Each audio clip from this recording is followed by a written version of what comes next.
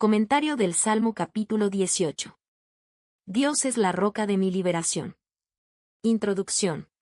En la magnífica oda de acción de gracias que aparece como el número 18 del Salterio, David presenta a grandes rasgos la historia de las maravillosas liberaciones y victorias que Dios le había concedido. Este conmemorativo canto de triunfo es la historia de un corazón enteramente consagrado a Dios, e íntegro para las cosas divinas. El relato de 2 de Samuel 22 confirma que David compuso este himno. En este pasaje aparece, con algunas variantes, el mismo poema. Con referencia al sobrescrito, ver página 622, también libro Patriarcas y Profetas, páginas 772, 773. La frase siervo de Jehová, que también se encuentra en el sobrescrito del Salmos 36, no aparece en 2 de Samuel 22. Compárense los comentarios de este salmo con los de 2 de Samuel 22. Te amo. Hebreo Raham. Este verbo indica afecto profundo y ferviente. En ningún otro pasaje se usa el término Raham para referirse al amor del ser humano hacia Dios, pero con frecuencia se usa para describir el amor de Dios hacia el hombre. Esta declaración constituye una introducción apropiada para este triunfante salmo de regocijo. Este versículo no aparece en 2 de Samuel 22. Compárese con Salmos 116, 1 al 4. 678. Fortaleza mía. Dios era el origen de la fuerza del salmista. Ver Salmos 27, 1, 28, 8. Roca. Hebreo Sela, peña. David se había refugiado una vez en una peña cuando Saúl lo perseguía. Ver 1 de Samuel 23, 25. Ahora usa esta metáfora para referirse a Dios, el refugio seguro. Castillo. Hebreo Metsuda, lugar de difícil acceso, o una fortaleza. Ver 1 de Samuel 22, 4. Fortaleza. Hebreo Tsur, roca grande. En Deuteronomio 32 se usa este vocablo 5 veces para describir a Dios. Versículo 4, 15, 18, 30, 31. Fuerza de mi salvación. Literalmente, cuerno, mi cuerno de salvación, 18, 3, BC. El cuerno era símbolo de fuerza, ver Deuteronomio 33, 17. Alto refugio. 2 de Samuel 22, 3 añade, Salvador mío, de violencia me libraste. Con este acumulamiento de metáforas, fruto de sus incesantes luchas, David se esfuerza por describir todo lo que Dios ha significado para él durante su peregrinación terrenal. Hay una profusión similar de figuras literarias en Salmos 31, 1 al 3, Salmos 71, 1 al 7. David abunda en su alabanza. Ligaduras de muerte. Del hebreo Hebel, cuerda. En 2 de Samuel 22, 5 aparece ondas de muerte. Olas de muerte, 18, 5, Biblia de Jerusalén. David dijo a Jonatán, apenas hay un paso entre mí y la muerte. 1 de Samuel 20, 3. Perversidad. Hebreo Belial, sin valor, y comúnmente se traduce Belial. Torrentes de Belial, 18, 5, Biblia Nácar Colunga. Hijos de Belial es una frase bíblica común para denotar a hombres de carácter bajo, dados a la violencia. Ver Jueces 19, 22, 1 de Samuel 2, 12. Ligaduras del Seol. Las mismas cuerdas, Hebel, del versículo 4. Con referencia al Seol, ver comentario de Salmos 16, 10, Proverbios 15, 11. Lazos. Hebreo moques, trampa para cazar aves. Templo. Desde el cielo, ver Salmos 11, 4. A sus oídos. Dios escuchó su clamor. La tierra fue conmovida. La intervención divina, en respuesta a la súplica del salmista, es descrita magistralmente por David como un trastorno de la naturaleza, cuyos detalles fueron tomados, sin duda, de los recuerdos de muchas tormentas que él había contemplado durante los periodos peligrosos de su vida. Con su riqueza de metáforas plenas de vehemencia, tomadas en gran medida de la liberación en el Mar Rojo y de la entrega de la ley en el Sinaí, esta descripción es una de las más sublimes de la literatura universal. Compárese con Éxodo 19, 16 al 18, Salmos 144, 5 al 7, Habacuc 3, 3 al 6, Pero nótese que en ninguno de esos pasajes se presentan tantas figuras como en el Salmos 18. La descripción comienza con el terremoto, luego vienen relámpagos, nubes, viento y tinieblas, y concluye con el pleno furor de la tormenta, en medio de la cual Jehová se revela en toda su gloria y su poder para destruir a los enemigos y salvar a su siervo fiel. Así como Dios mostró la grandeza de su poder en los cataclismos de la naturaleza, así también descendió en la plenitud de su fortaleza para intervenir en el momento de peligro de su siervo.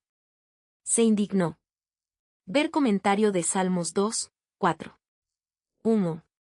El humo, el fuego y los carbones encendidos equivalen a las nubes, los truenos y los relámpagos. No debería intentarse darles a estas figuras una forma concreta, como si Dios hubiera aparecido en forma visible. Lo que el poeta se propone es inculcar vivamente en los demás un profundo sentido de reverencia, como si estuvieran en la presencia del Omnipotente. Ver Salmo 74, 1, 97, 2, 140, 10, ver Habacuc 3, 5. Descendió. Como que Dios parecía descender en la tormenta para investigar y ejecutar el juicio. Ver Génesis 11, 5, 18, 21. Tinieblas. Ver Deuteronomio 4, 11, Primera de Reyes 8, 12. Querubín. Los querubines guardaron la entrada del huerto del Edén. Ver comentario de Génesis 3, 24, y se colocaron las figuras de 2 querubines para cubrir el propiciatorio. Éxodo 25, 18. Las alas del viento. Expresión que indica suma rapidez. Oscuridad de aguas. Las nubes negras que presagian mucha lluvia. Nubes de los cielos. Literalmente, nubes de nubarrones. Esta frase podría sugerir diferentes clases de nubes, amontonadas unas sobre otras para formar el pabellón de Dios. Por el resplandor. Con la brillante luz de los relámpagos, las nubes parecían desvanecerse y todo el cielo parecía incendiarse. En los cielos. La preposición en hebreo bi, en este caso debería traducirse como desde, según lo demuestra la literatura ugarítica, ver páginas 624, 625. Dio su voz. El trueno representa la voz de Dios, según lo sugiere la estructura paralela del versículo, ver Salmos 29, especialmente el versículo 3, ver Job 40, 9. 679. Granizo y carbones de fuego. Se repite la misma frase del versículo 12, para destacar la terrible impresión. Saetas. Relámpagos, como lo indica el paralelismo del versículo. Los. Probablemente se refiera a los enemigos del salmista. Constituye la primera irrupción del elemento humano en esta pavorosa descripción. Nos recuerda por un instante el tema del poema. Aparecieron los abismos de las aguas. Compárese con el cuadro que sugiere Éxodo 14, 29, 15, 8. El fondo del mar quedó a la vista, 18, 16, Biblia de Jerusalén. Envió desde lo alto. Todas las manifestaciones de la intervención sobrenatural procedían de Dios. Me sacó. El verbo hebreo aquí empleado se usa para referirse al rescate de Moisés. Muchas aguas. Posiblemente el poeta se refiera a la imagen del versículo 4, en donde se describe como aterrorizado por los torrentes de perversidad. Muchas veces las aguas son símbolo de peligro, ver Salmos 32, 6. Enemigo. Saúl. Junto a este el salmista incluye a quienes ayudaban a Saúl a perseguirlo. Apoyo. Hebreo Meshen. Misenet, término relacionado con Meshen, se traduce como callado en Salmos 23, 4, ver comentario de lugar espacioso. En vez de encontrarse cercado por sus enemigos, David tiene amplio lugar para moverse sin dificultad. Ver comentario de Salmos 4, 1. Se agradó de mí. El primer indicio de las razones por las cuales Dios libró al salmista. En los versículos 20 al 30 se amplía la idea. Conforme a mi justicia.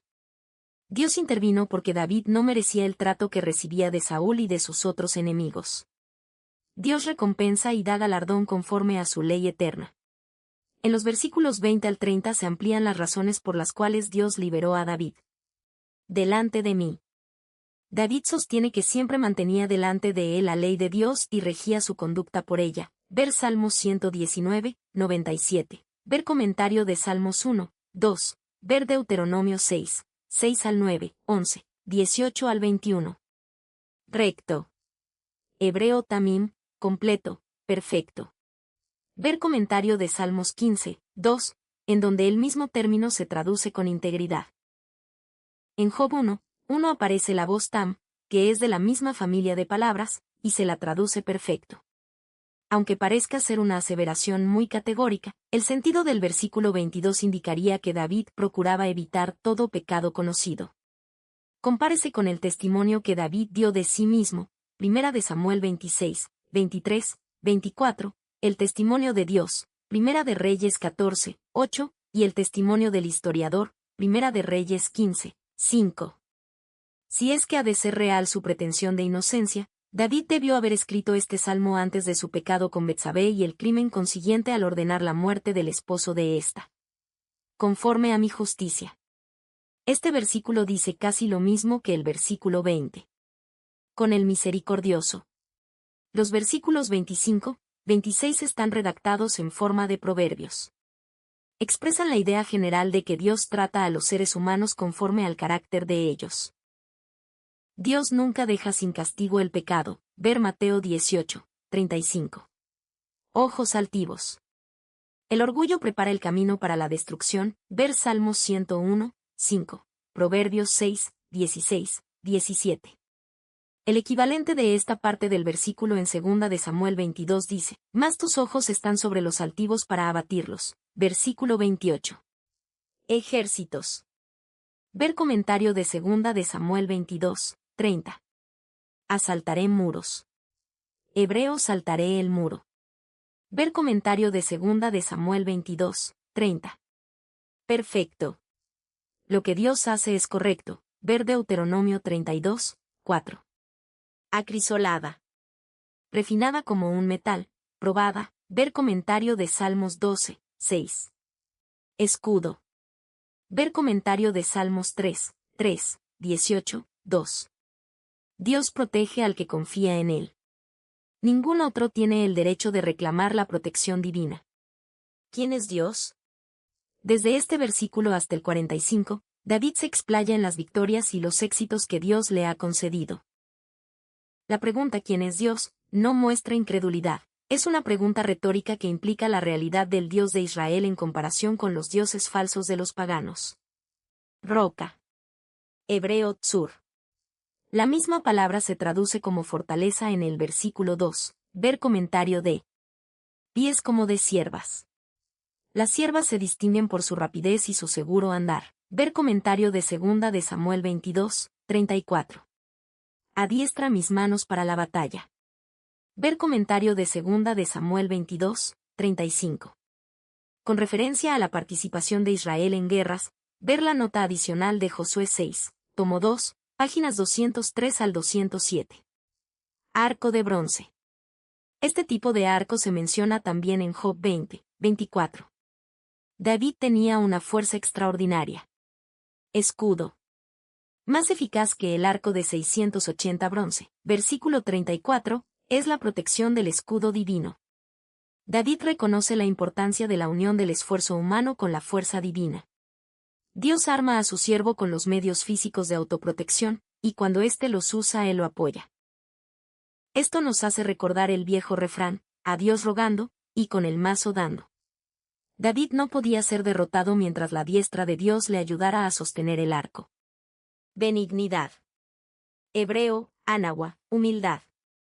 Esta característica halló su expresión suprema en la encarnación y muerte en la cruz. Filipenses 2, 7, 8. El Rey de Gloria se rebajó a revestirse de humanidad. Libro El deseado de todas las gentes. Página 29. El ser humano nunca se eleva más, ni se acerca tanto a Dios, como cuando se humilla. Esta es la verdadera grandeza. Ensanchaste mis pasos. Ver versículo 19. No han resbalado. Ver Salmos 17, 5. Ver Proverbios 4, 12. Cuando se lucha contra un enemigo, hay que tener los pies bien afirmados. Perseguí. Ver Éxodo 15, 9.